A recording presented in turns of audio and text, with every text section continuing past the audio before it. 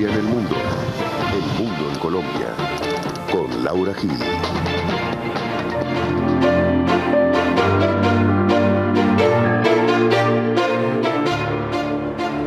Buenas noches, soy Laura Gil y esto es Hashtag Internacional, un programa para debatir temas de Colombia en el mundo y el mundo en Colombia.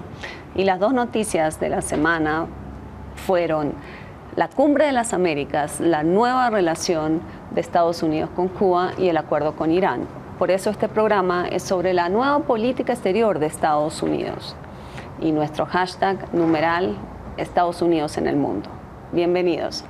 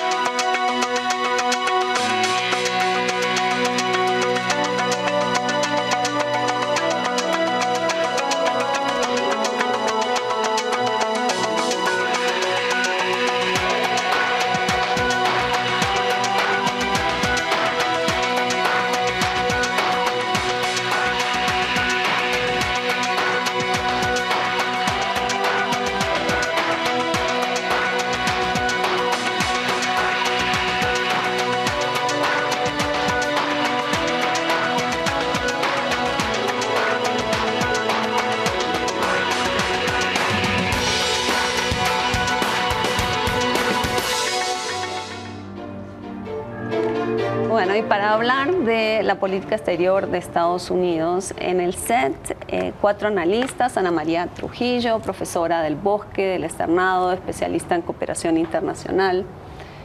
Bienvenida. El ex embajador en la OEA, ex ministro de Defensa, Camilo Ospina, también profesor del Rosario y los Andes, ¿verdad? Señora, gracias por la invitación. Gracias por haberla aceptado. Miguel Benito, director de investigaciones de la Facultad de Relaciones Internacionales de la Universidad Santo Tomás, y Carlos Fernando Potiño, profesor titular de la Universidad Nacional y director de su Instituto de Estudios Urbanos. Bueno, hola. Bienvenidos a todos ustedes. Les propongo que miremos primero el tema de América Latina y lo que pasó en la cumbre. Empecemos con una pequeña nota. Entonces, la Cumbre de las Américas, que reunió a 37 países, tuvo lugar en 2 actos. Por un lado, el apretón de manos de Barack Obama y Raúl Castro acabó con una política exterior estadounidense de más de 5 décadas y da esperanza a los cubanos de que el embargo, adoptado en 1960 y reforzado 2 años después, pueda ser levantado. Hace 4 meses, los 2 gobiernos anunciaron la normalización de las relaciones. En 2009, la Casa Blanca había revertido limitaciones a los viajes, las telecomunicaciones y las remesas. El proceso de acercamiento fue interrumpido cuando el gobierno castrista acusó a un contratista norteamericano de espionaje. Esta semana, el presidente Barack Obama anunció que sacaría a Cuba de la lista de países patrocinadores del terrorismo. Con Cuba, al menos impone el pragmatismo. Las cosas parecen algo diferentes con Venezuela. Presidente tras presidente latinoamericano atacó la orden ejecutiva de la Casa Blanca que identifica a Venezuela como amenaza a la seguridad de Estados Unidos. Y estábamos contentos porque, bueno, voy a participar como presidenta en la última reunión en un hecho histórico. Y en eso estábamos cuando de repente surge o se firma un decreto en donde se declara a la hermana República Bolivariana de Venezuela como amenaza para la seguridad de los Estados Unidos de Norteamérica. Y la verdad que no me surgió una respuesta de carácter flamígero, antiimperialista. Lo primero que hice fue reírme, porque realmente resulta absolutamente inverosímil, casi rayano en lo ridículo, no solamente que Venezuela, sino cualquier país de nuestro continente pueda resultar una amenaza para para la mayor potencia del mundo. Esta medida impone sanciones como el retiro de visas y el congelamiento de bienes contra 7 personas cercanos al régimen chavista. A pesar de que la Casa Blanca se distanció del señalamiento de Venezuela como amenaza, el presidente Obama declaró que la orden no sería derogada. Entonces, ¿cuál se impone en la política exterior de Estados Unidos? ¿El dogmatismo o el pragmatismo?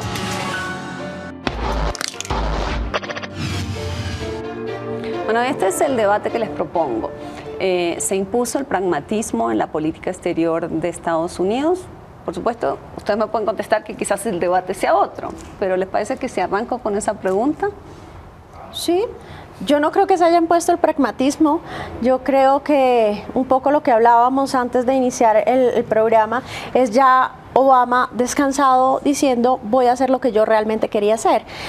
Si uno mira la cumbre de las Américas de Trinidad y Tobago, el discurso de Obama realmente fue un discurso donde planteó el tema central de Cuba y planteó la necesidad que Cuba volviera al sistema interamericano y específicamente al sistema de las cumbres. Entonces creo que es algo que ya venía él avanzando, que venía él preparando, que no lo pudo hacer además cuando estaba como secretaria de Estado Hillary Clinton, porque ella representa igual otro sector dentro del Partido Demócrata, entonces creo que es absolutamente normal y yo no lo veo tan pragmático.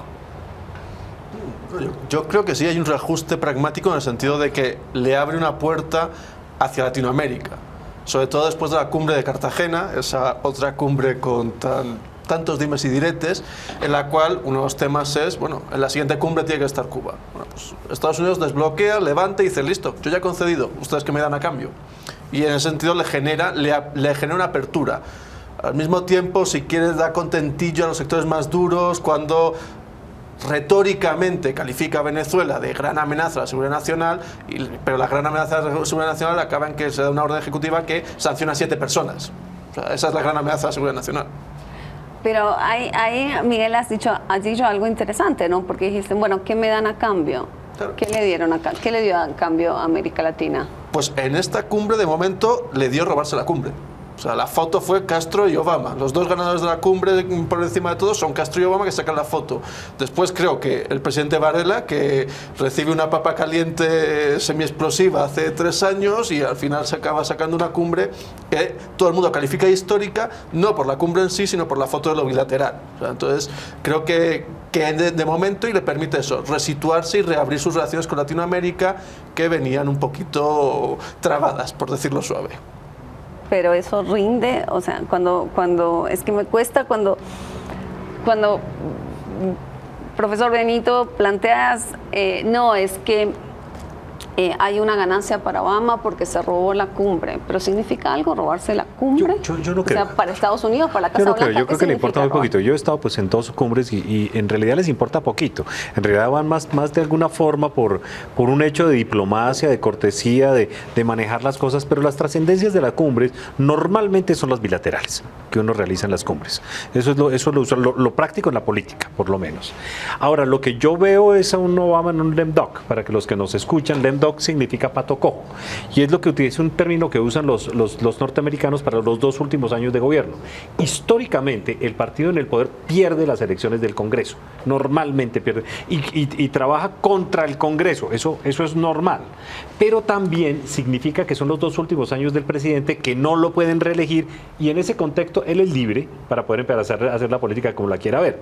Eso es lo que le ha permitido a Obama tomar 2 posiciones importantes que tú comentabas antes de empezar el programa, Laura, que son Irán y Cuba, que son parecidas porque, a diferencia del tratamiento histórico de los Estados Unidos, que es un tratamiento de alguna forma de fuerza, de que yo soy el dueño de las armas, de que yo soy el dueño del poder y yo me impongo de alguna forma por las armas, si no estás de acuerdo contigo, te invado. A diferencia de eso, entra en un contexto en el cual invadir a Cuba no tiene ningún sentido.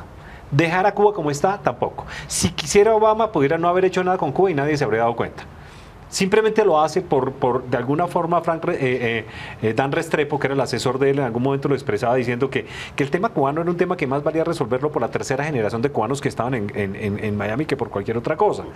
Ya no les importa, ya no tiene un peso político específico que meterse con Cuba, que sería importante para los demócratas en un momento dado. Yo creo en términos prácticos que lo que significa es que Obama tomó una serie de decisiones de acuerdo con su propia visión del mundo y la está ejecutando. Y como es el presidente de los Estados Unidos de alguna forma y no tiene mucho que perder y ellos ya están empezando su etapa preelectoral, no le van a dar mayor trascendencia. Hay una cosa que sí me parece que está empezando a pasar.